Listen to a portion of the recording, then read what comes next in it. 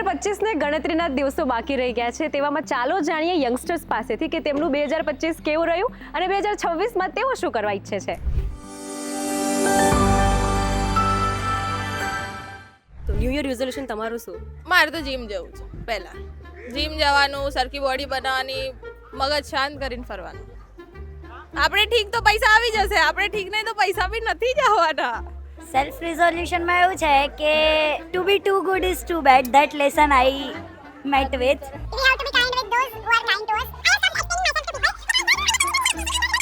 નવા વર્ષે બધા સંકલ્પ બહુ લેતા હોય છે, તમે કયો સંકલ્પ લીધો? બસ 2026માં કમબેક કરવાનું છે. પોતાનું સ્ટાર્ટઅપ કરવાનું છે, કંઈ ટ્રેડિંગના રિલેટેડ.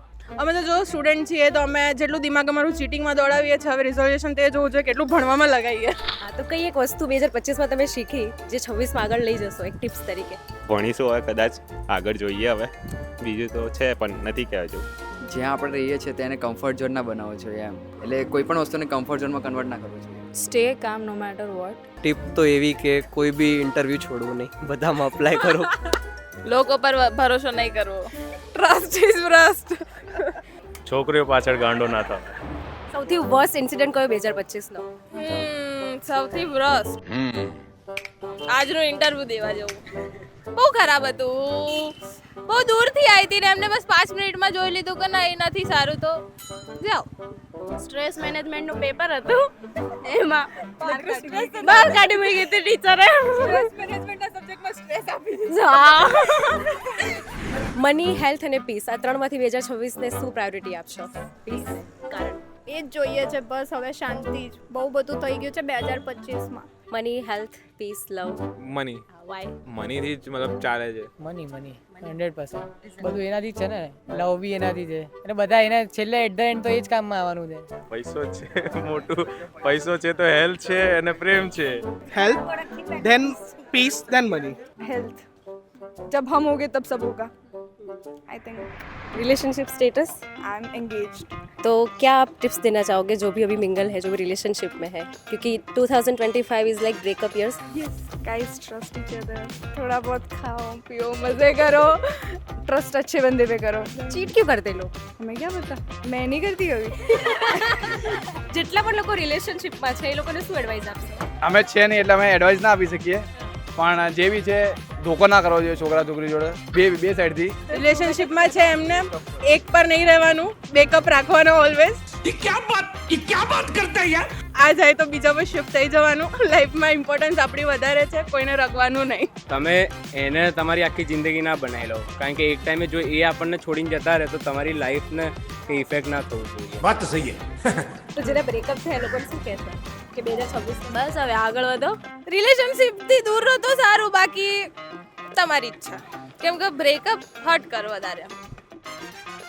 आपका ब्रेकअप हुआ, आपने जो फेस किया, आपकी जो भी फीलिंग्स थी जो है उनको क्या बोलना चाहोगे और कैसे मूव ऑन भी होना है तो कैसे होगे? मूव ऑन तो कैसे होंगे, मतलब मूव ऑन पहले हो जाए लेकिन याद तो रहेगी. पहला है तो पहला ही है. આંસુ આવી જાય. जो कमिटेड है उनको क्या एडवाइस देना चाहोगे कि क्या करना चाहिए और क्या नहीं करना चाहिए? भरोसा थोड़ा कम रखना चाहिए.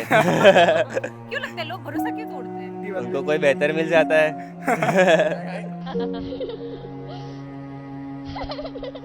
प्रॉमिस डे था वो जब ब्रेकअप हुआ था.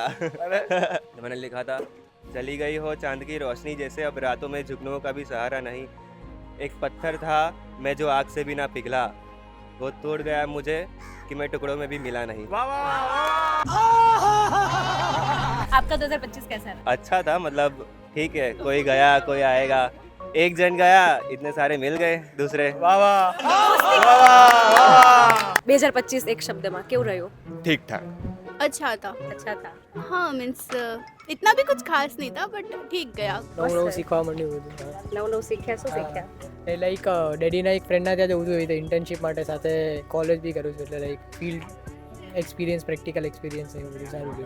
How's the 2025? So 2025 would be the worst and best both for me. અચ્છા.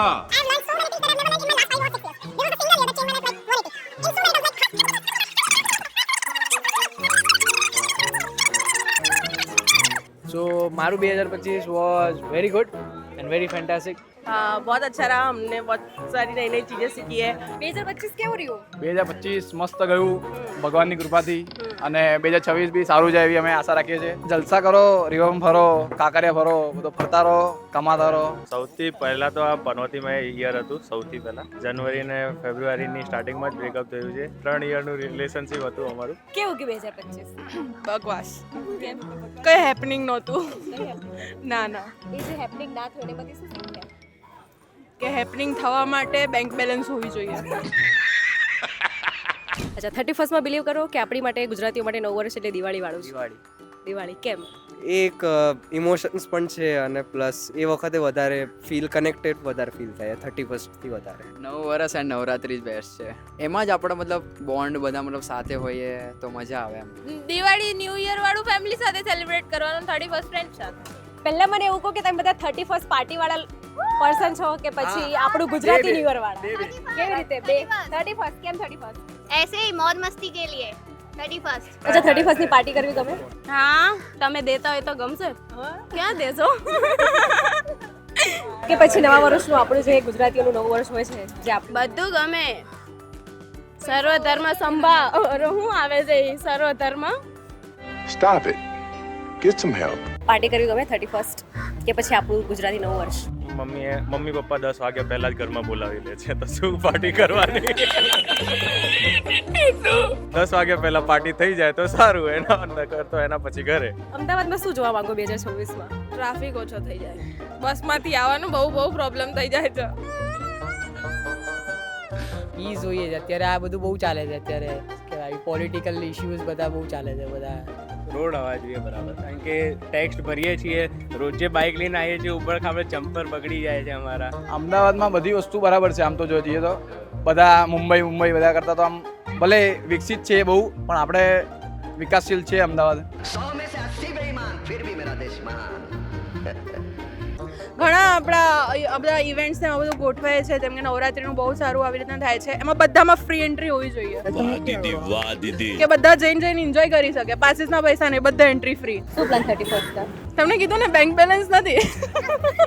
એના માટે ફ્રી એન્ટ્રી હોય. અગર ક્યાંયથી એમ કહેતા હોય કે આ સારી જગ્યાની ઇવેન્ટ છે, એમાં ફ્રી એન્ટ્રી છે, અમે તો જતા રહેશું. હા, પહોંચી રહેશું પછી, ભલે ને અમદાવાદની બહાર હોય. આ હતી યંગસ્ટર્સની કહાની કે 2025માં કોકનું થયું બ્રેકઅપ તો કોકે આપી રિલેશનશિપની એડવાઇસ અને કોકને કરવી હતી નોકરી કે ઇન્ટર્નશિપ. તમારું 2025 કેવું રહ્યું એ કોમેન્ટ સેક્શનમાં ચોક્કસ જણાવજો, અને 2026ને લઈને તમારા કયા સપના છે તે પણ જણાવજો.